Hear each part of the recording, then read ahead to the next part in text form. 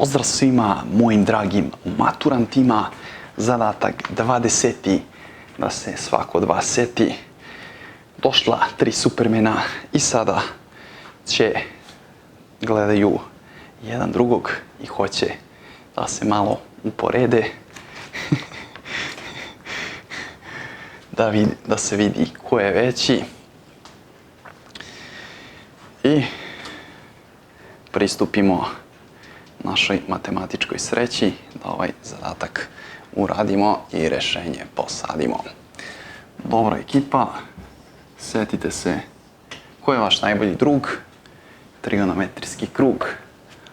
Dakle, u trigonometriji vaš najbolji drug je trigonometrijski krug, jedinični, je li tako? Tako je. I sada idemo redom po ovim uglovima i hoćemo da vidimo koje su njihove veličine, da li možemo na osnovu grafika, odnosno na osnovu trigonometrijskog kruga da to utvrdimo. Sinus od 35.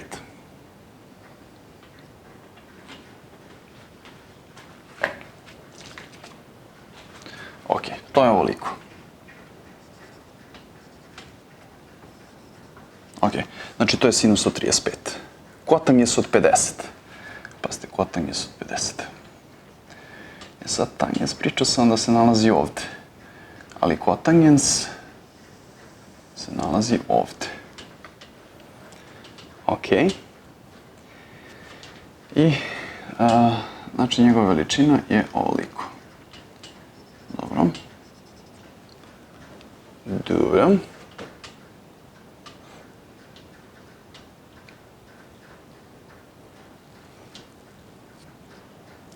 Dobro, sad, dobro, znači to je što se tiče kotangensa od 50, ovo je sinus od 30, znači ovo je sinus od 3, znači ovo nam je A, ovo nam je B i sad nam treba kosinus od 65.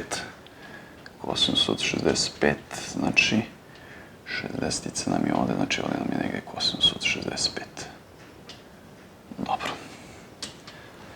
sad, sinus, da imamo, ovo menjamo, kad bismo menjali sinus, to je sinus od 90 minus, znači to je sinus od 25. Znači ovo je očigledno manje od ovog, znači A je manje od C.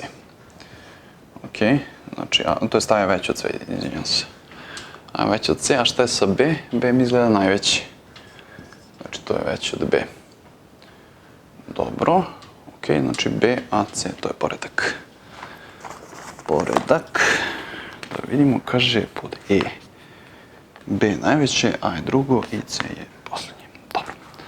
To je 20. zadatak. I to smo rešili.